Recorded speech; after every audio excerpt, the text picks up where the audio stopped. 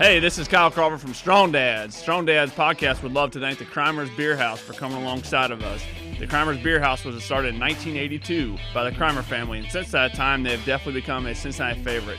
So if you're looking for an incredible meal in an incredible setting, definitely go down to Route 128 and check out the Crimers Beer House.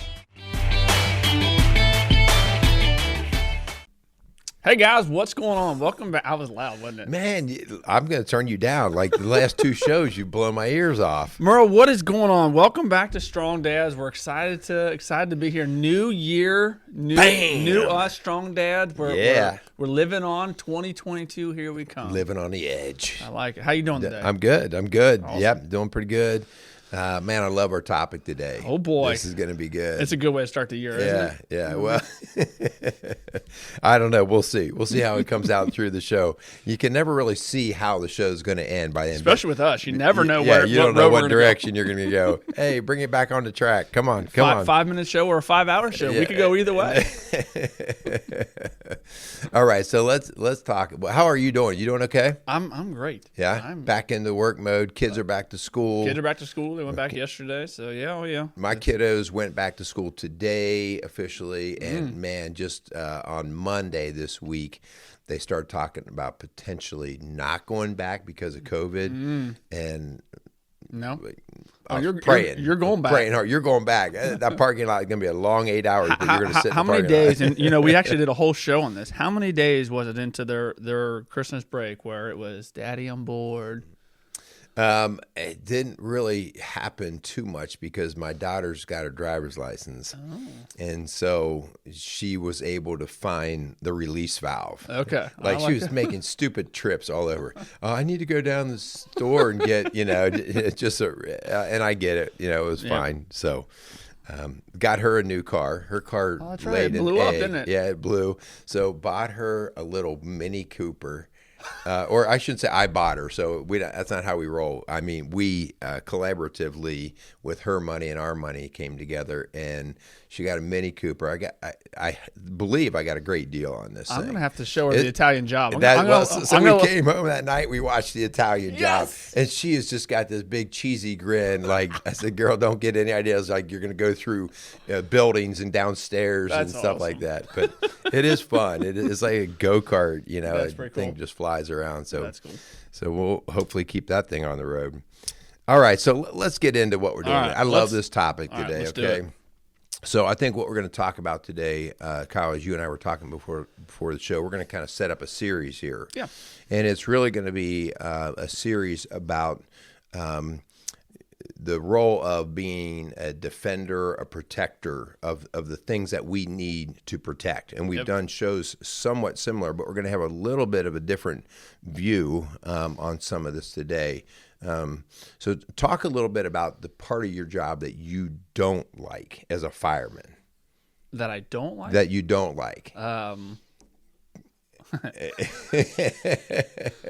was going to say something. Anyways, the part of my job, because I have shared on this, I love firefighting. Yeah, you're messed up. He loves to fight fire. I love to fight. Like I don't know that he's ever started fires on purpose. I have for sure never done that. But here's the example I always say. So like a garbage man, right?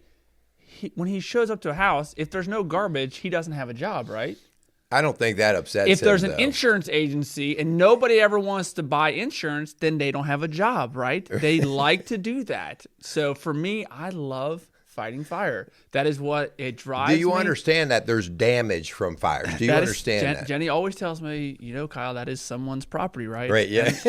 Here's my caveat to that. There's fires that are going to happen regardless if I'm there or not. So if they're going to happen, I want to be there. You want to be there. You're in the trenches. So the one part of my job, so the fire service is the only profession that is trying to put themselves out of business because the number one part of our job is prevention. Right. We are supposed to where I work, everyone is also a fire inspector. Mm-hmm. So we go into these buildings beforehand, before they catch fire, and we tell them the things that are flammable containers, outlets, are the stack full of the connections. Mm-hmm. We check emergency lightings, make sure that's all appropriate. They have to have, if it's depending on what the business is, they can only have a certain number of people inside there. So all these things for prevention to ensure that there is no fire. So that is my least favorite part about my job, but I know it is a very valuable part. So yeah, in the big picture, prevention is more important than you putting out the fire, right? Correct. Yes. I mean, so let's not even let the fire start. So Yes. it's better to have Kyle in the corner crying because he doesn't have anything to do than everybody else having to pay a lot of money because he does have something to do. Well, because the EMS runs are always going to be there, so it doesn't matter if I stop every fire out there. EMS runs are still there. You still have purpose. EMS is not my favorite thing. You don't like that. I like to fight fire. Yeah. All right. Well, good. So the idea here is going to be a slant towards prevention on some of the defense sort of things. Yep. And so I came kind of a little bit to this idea that about 15 years ago, when I don't know, like we started to have an upheaval of discipline issues going on in the school. And because there was liability issues and stuff like that, we had to, especially in the position that I was in, we had to start getting trained for proper interaction, self-defense, release and holds and things like that with students. And that the first few years of training, man, it was all about like handholds and escapes, and it was very physical, okay, which I totally was cool with. I mean, you know, even though you don't want to use that, it's like, this is good to know, okay? Yep. And then they started to realize that what was happening was because that was the emphasis in the training, people in my positions were quickly going to that physical side of things. They'd walk into a room and see a kid misbehaving, and right away they'd like thump the kid and put him on the floor. And it's like, okay, like we don't need to go from 0 to 100 quite that fast. Yep. Right. And so then they started coming back and saying, all right, we need to start using de-escalation content. And so they start bringing that content back in and really teaching us how to de-escalate and using skills more with the communication, talk, that kind of thing. Sure. And because at the end of the day, people get hurt when it goes to the extreme, whether it's fires or whether it's fights or whatever. Mm-hmm. It just starts to cost a whole lot more. Yeah. Okay. Well, and that makes me think of, I mean, if you were to take a SWAT standoff, that type of scenario, you know, obviously the police department and the SWATs, you know, they train on those circumstances, and one of the first things they do is they bring in a negotiator, right? Right. And they make that phone call, because if the cops were, you know, the SWAT teams were to raid that building, whatever, it's gonna escalate very, very quickly, right? So the first attempt is always to do the de-escalation, to have that conversation. Hey, you know, to talk to them, and you again, these are negotiators. That's what they do for a living, right? So, but it's been that training over time that those negotiators have trained on the things to say and the way in which to hopefully prevent a terrible situation from happening. I think that's the same. As we get into kind of this little series, you know, you and I are going to be guests on our own show, I think. Right. So we'll see how that goes. Apparently, we're the experts. We're the experts. So. Well, we'll pull into different things that we do have a little bit of practice in. So let's thank a couple folks that come behind and surround us with a little financial support. Kyle, you want to start us off in that, bro? For sure, yeah. Strong Dads, we'd like to thank the Crimers Beer House, located on 128. Go check them out. It's great setting, incredible food. Let Mark know we sent you down there. Thanks so much for the Crimers Beer House for coming alongside of us. Really do appreciate it. All right. Also want to thank Casey's Outdoor Solutions for joining us in with another year of support. And so we want to thank Casey for coming alongside of us and supporting not just Rock Solid Radio, Rock Solid Families, but also Strong Dads. Mm-hmm. So they're a big supporter of most all the work that we do. So we want to thank Casey. So go out there and visit Casey's Outdoor Solutions to meet any of your landscaping or gift needs. Awesome. Okay. So, can you think of a person who just has a knack for throwing gas on a fire when it comes to volatile people? Right? So today, let's go down that road of like emotional people, argumentative people, fighting type people. Ooh. Can you think of somebody that has just got a knack? You're like, oh no, so-and-so just walked in the room. It's getting ready to get messy. No. I'm kidding. He pointed to me. Those of you, are you serious? Like, I'm kidding. I'm kidding, Merle. You are. We're gonna fight when this is over. No, let's think. I'm thinking of some let's. I'll think of a famous person. Oh no. I think he might have been elected as a president Oh, no. at some point in the history of our country. Let me guess. Are you talking about the Donald? Some people say he has orange hair. I wouldn't say that. So that is funny. Yes, that's funny. So yeah, Donald Trump. I think he's a great example of this. Like him, hate him, like him, hate him, like his policy, hate his policy. You know, sitting from the chair that I sit in with trying to always help de-escalating situations and part of coaching and counseling that I do on a daily basis.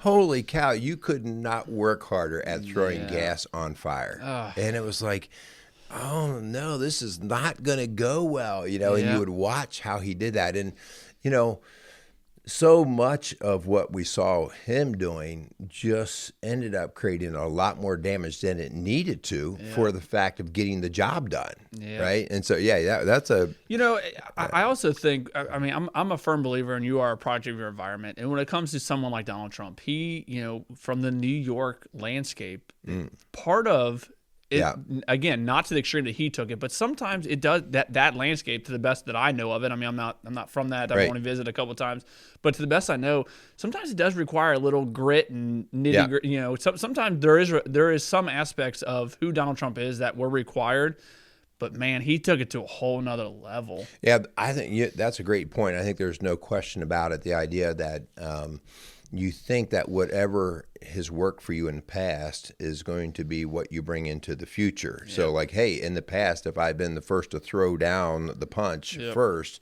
and it's worked for me, then that becomes kind of how I go about things. But I think in the arena that he jumped into on the bigger stage of politics, it just... people loved him or hated him. And, it just would be interesting to see... had he just been able to tame the tongue to get off the Twitter and the social media, like if somebody just had a permanent COVID mask on him, if he would still be in office, I don't know, just because it is so volatile that way. Well, and the crazy thing is, so I had an opportunity to actually come encounter with some of the Secret Service guys during the election season. The vice presidents were making their rounds, and the Democratic vice president came to Dayton, and I had an opportunity to work.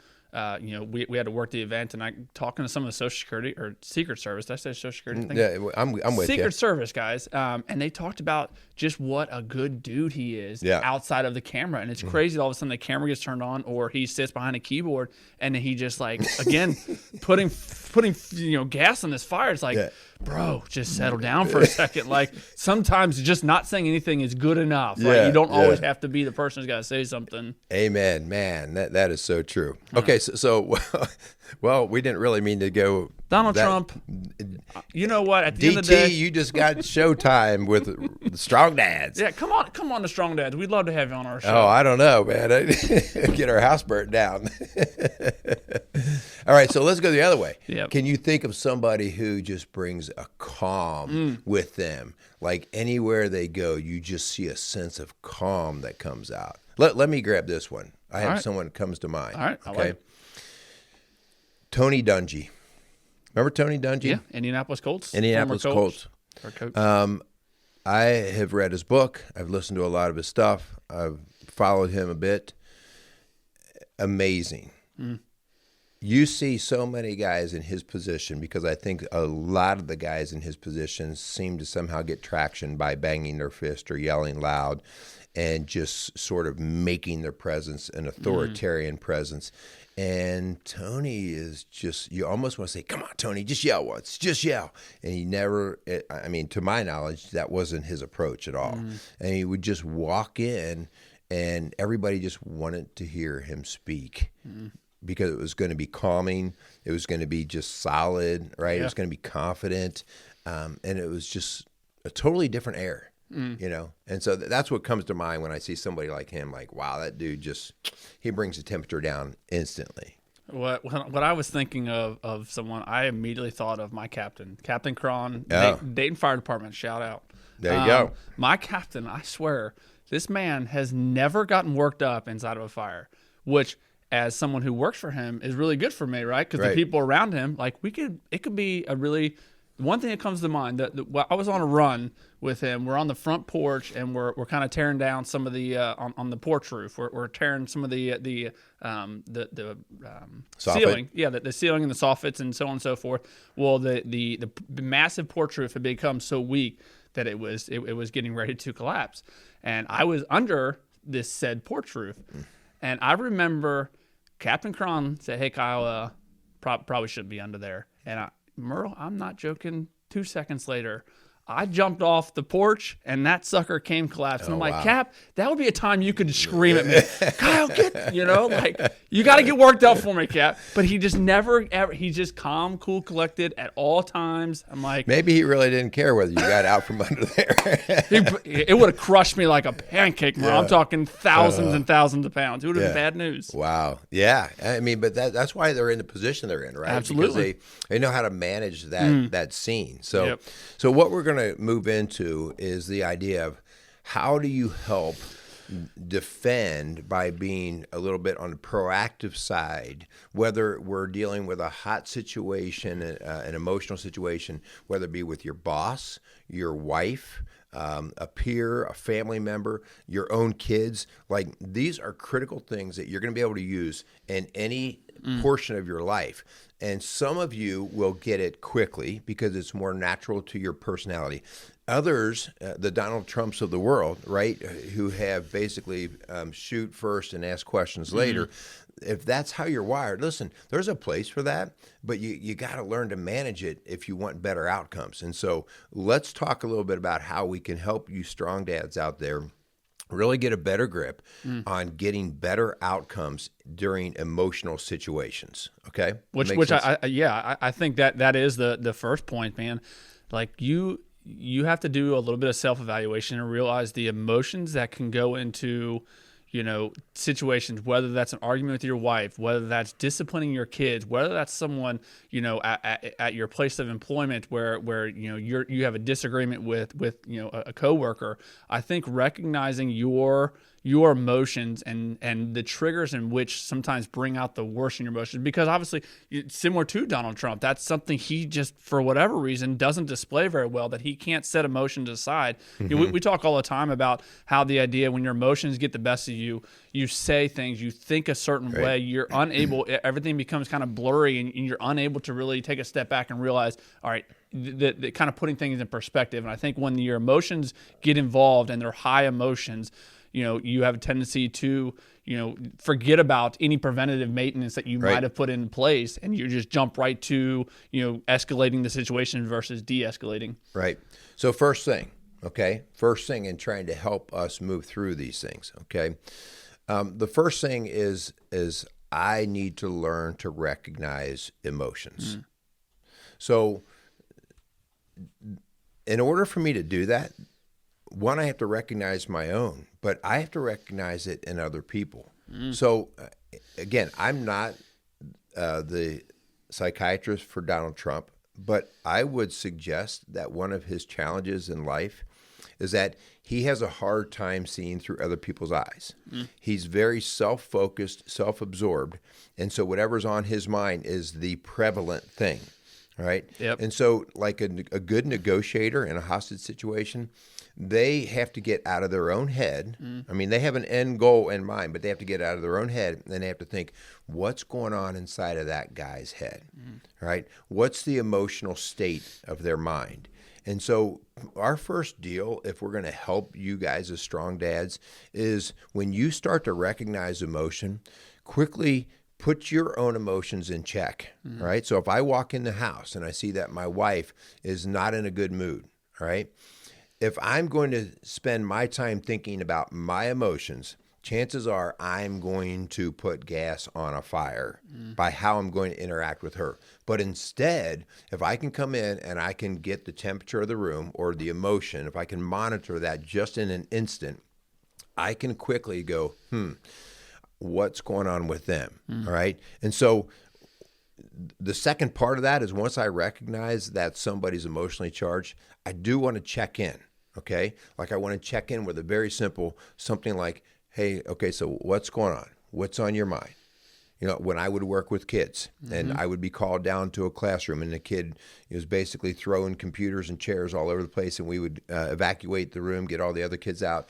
My first thing would be to come in that room and just say, okay, tell me what's going on. Now, that doesn't mean they'd sit down right away to you and start telling you what's going on. They might cuss you out and yell at you and throw a desk at you.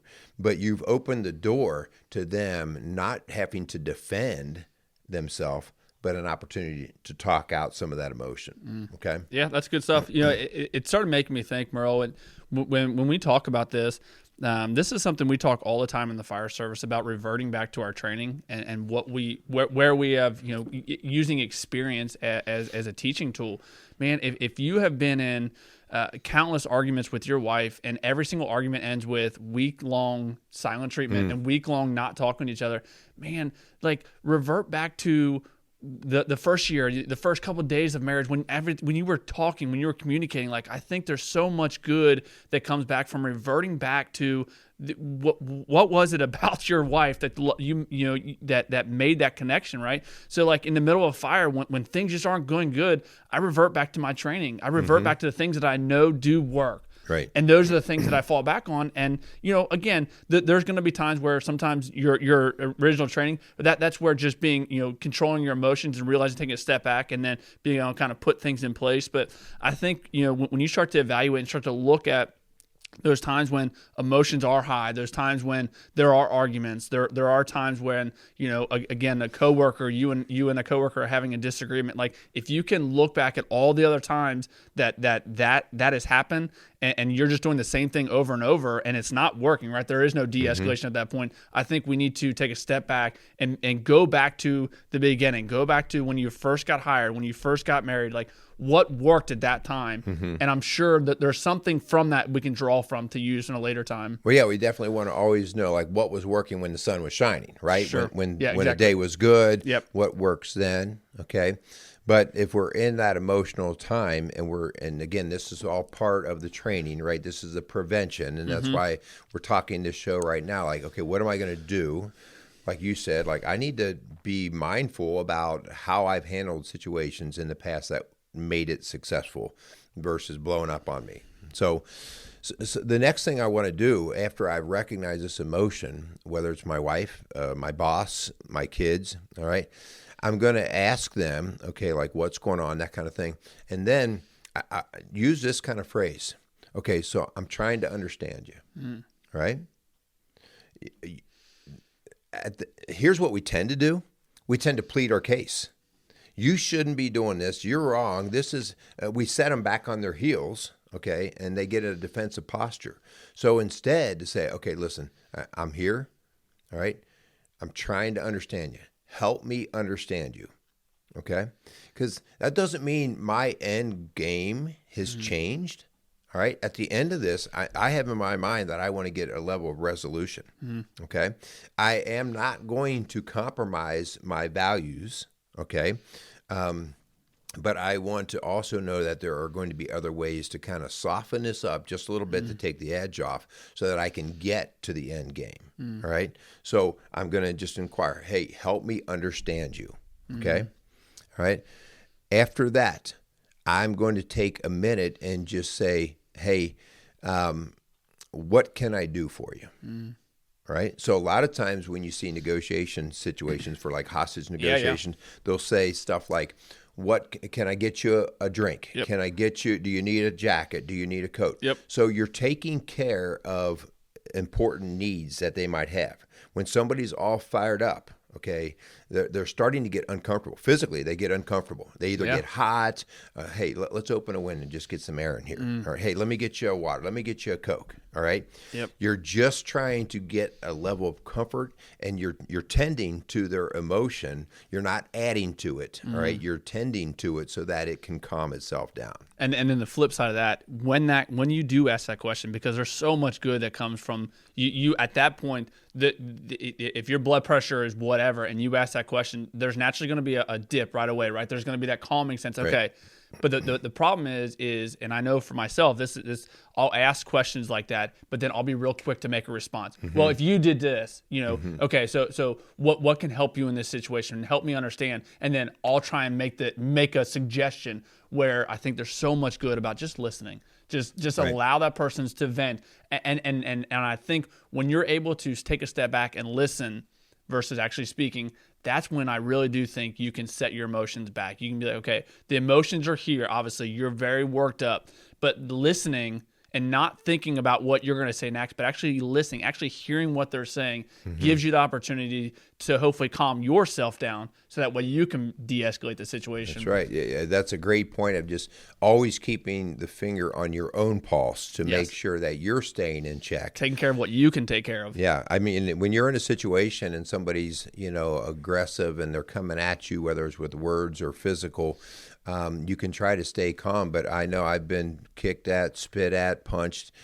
When you get punched in the face, it's real tough to just sit there and go, now how can I help you, right? But you also, through training and practice, I know that I don't take that personally. Yep. Right, because that is the emotional rage inside them, and especially in the case of when you have a level of power or authority naturally over someone, you are just their quick release button, right? You just happen to be in the wrong place, all right? So don't take it. You're not all that important. You could literally take you out, and if somebody else came in and said the exact same thing, they would get punched too. Yep. Okay. Well, I also think when you are asking those questions to try and de-escalate the situation, know that the other person that you're in an emotional state with is also reading you, and I think a lot of times your posture says a lot about you, man. I remember one of the first things they teach you in EMT school is to get down at the same level as the patient, to let them know that you are not standing over top of them, you are no better than them, that you're just someone here to try and help.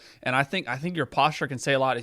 You're sitting there and you got your hands crossed and across your chest and you're breathing heavy and oh yeah, you're just shaking your head and again not really hearing what the person's saying. You might be listening but not actually hearing. I think your posture and your demeanor really can again just de-escalate the whole entire situation. Perfect segue into that next part, right? Like how I present is constantly needs to be on my mind as the person who's trying to de-escalate. Yep. Squaring my shoulders with theirs is a defensive posture. Okay, like bring it on. All right. Yep. And so whether I even want to project that or not, the idea that I square up with them is something that makes them feel like, oh, this guy is trying to approach me, right? So we actually, even whether it's our wife or anyone, like if I go to my wife and she's upset and I come at her squared up, looking her dead in the eyes, that is a pretty confrontational look and feel, okay? But if I can just turn off to the side and glance my eyes back and forth, I don't need to like stay burning holes in her, okay? I can start to get her to knock down her level of emotion, okay? So posture is important. Voice tone. Absolutely. Right? Voice tone. If I feel like I have to come out with force in my voice, that's just showing my own fear, right? I'm not here to argue with you. Yep. I don't need to do that. I'm not going to go down that road, yep. Right? Have you ever tried to argue with somebody who won't argue back with you? It's you quickly go, this is like ridiculous. I'm yelling and no one's yelling back. Yep. Right. And we talk, not to keep using my job as an example, but I think there is something here. We say all the time that the people inside of a fire who are screaming and yelling are not confident in themselves. Yeah. They are trying to bark orders and yell at the fire to go out versus, again, reverting back to the training. So I think if you're in the midst of an argument, again, just like you were saying, Merle, I think it's so true. Keeping a level head about yourself. And again, this is very, very difficult, especially if this has not been your norm, that this is not something that you're used to doing. Man, just if you were in the situation and your spouse is yelling, man, I think just, hey, can we turn it down a notch? And you, again, having the mindset to actually control your own voice and hey, can we just turn it down just a little bit? I'm fine with this discussion we're having, but the discussion is quickly turning into a pretty significant argument by the tone of our voice. And I think just turning the dial down just a little bit, having the confidence, having the ability to, again, de-escalate a little bit. Yeah. Once I start to get into those areas, okay, I'm going to probe a little bit deeper with this person. In previous shows, we've talked about the the emotional systems that everybody has, right? And there are certain things that we have to have in place in order for us to feel stable. And in large part, when we're talking about people who are getting angry, all right, and emotional that way, a lot of it is feeling like they're losing control, feeling like they're being disrespected, like trust has been broken. And so these are some of the primary areas. You know, the kid might be yelling and screaming, calling you names, but when you boil it down a little bit, you realize that they feel like somebody's disrespecting them. What did so-and-so say to you that got you so upset? Right?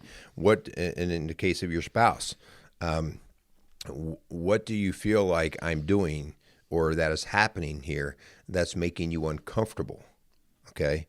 And because they may not even be able to put the words to why their fear is coming out of their mind and that anger. Sure. But I need to help them with that. Okay. That's good stuff. Yeah. I mean, I hope, you know, as we're talking here, I hope that the message is not coming across that getting angry is wrong. Like, right. I think at the end of the day, right, we are human. We do have emotions involved. You know, when we look at at Scripture, man, there are parts in Scripture where it tells you can be angry. It's the actions that you do afterwards. That's when the sin comes in. That's when the escalation of things. I mean, you absolutely, there are going to be emotions involved with everything we do. I hope so, right? Yeah. But it's the way in which we respond. That's when we turn the anger into action. That's when that becomes that sin. Yeah. In this situation, we're thinking about outcomes. Yep. What kind of outcome? What's the best outcome that I can come out with? If the outcome is that my wife and I don't talk for the next 2 weeks, if the outcome is that I say or she says something that's hurtful, that causes a wound that's going to hurt for a long time, if the outcome is divorce, you know, these are the outcomes that, wait, is this really where we want to go? Yep. So if the outcome is, hey, I want to have in my mind how I restore, how I reconcile, how I get a relationship back. If that's what's in my mind, then I have to go to I can't bring gas to the fire. Yeah. I have to bring something that quenches it, that soothes it. And oftentimes that's nothing magic. That is just something that can be practiced. You know, you have a Tony Dungy who is of probably his personality. I've never, ever heard of him being like an erratic, crazy sort of tempered guy. So he's wired that way. That would be what I would think of as his gift. And I don't think that Donald Trump goes in the mirror every day and practices being volatile. Okay. Right. I think he's wired that way. But when we start to practice, like, okay, what kind of outcomes do I want? And I think if I go back to Donald Trump, at the end of the day, if I looked at him now and said, what outcome did you want? I don't know that he'd be totally happy with the outcome he just got. Yep. Okay. And so that's what we're looking for. We're looking at the outcome, and then I'm going to basically reverse engineer in terms of how I'm going to behave in that emotional situation.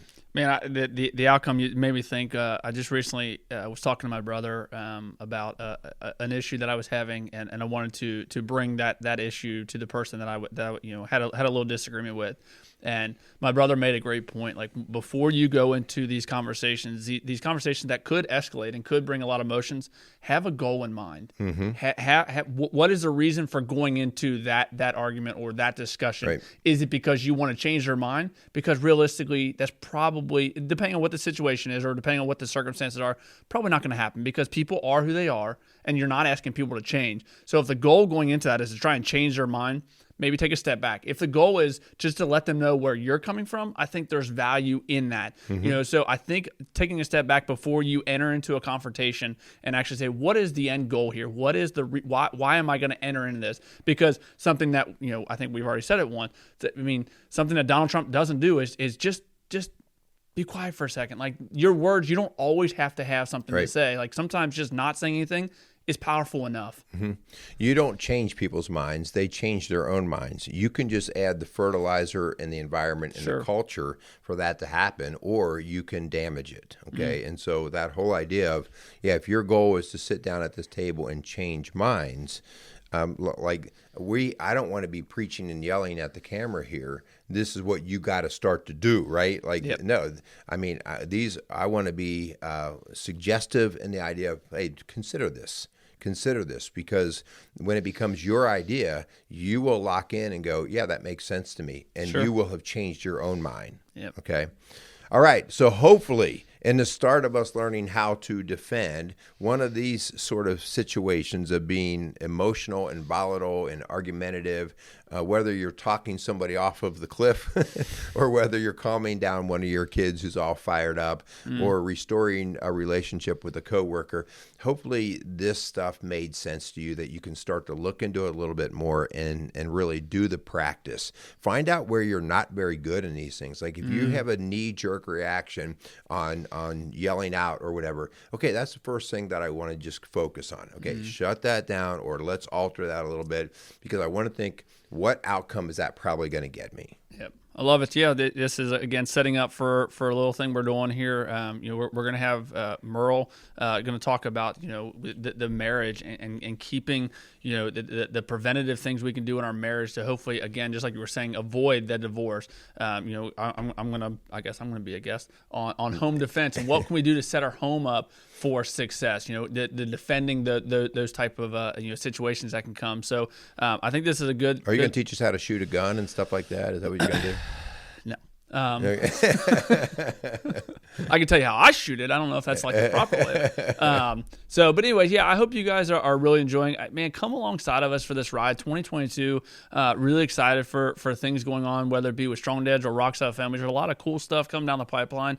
Come alongside of us. Make 2022 the best year we've had. Not just with maybe financial donations, but come alongside of us. Pray for us, man. We come up with topics. Put it in the comment section. Email Merle and Linda at Rock Solid Families. Let them know things that you guys are dealing with, because this show at the end of the day means nothing if you guys aren't getting something from it. So man, come alongside of us for this journey, because Merle and I are just we just try and figure this thing out along with you guys. We're no different than you. We just happen to have a little bit of a different platform to talk about some of this stuff. So come alongside of us.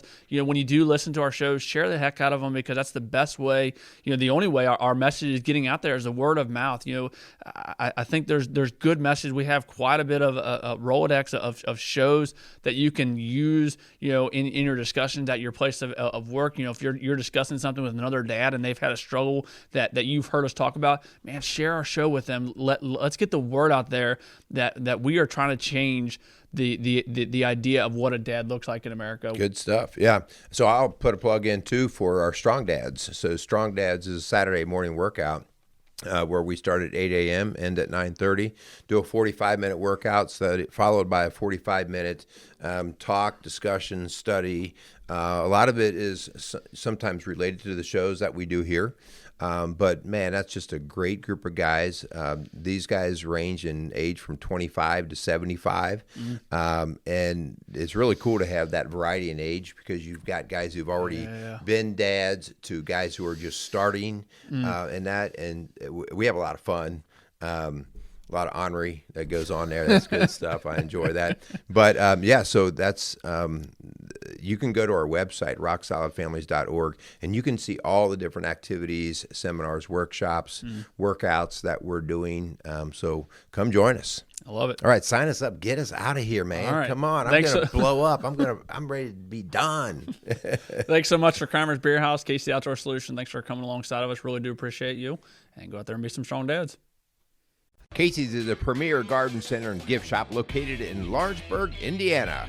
Casey's offers a wide selection of plants, landscaping materials, home and garden decor, and gifts for every occasion. Casey's is committed to providing exceptional service, a unique shopping experience, and value to every customer. Stop in and see what makes Casey's so unique.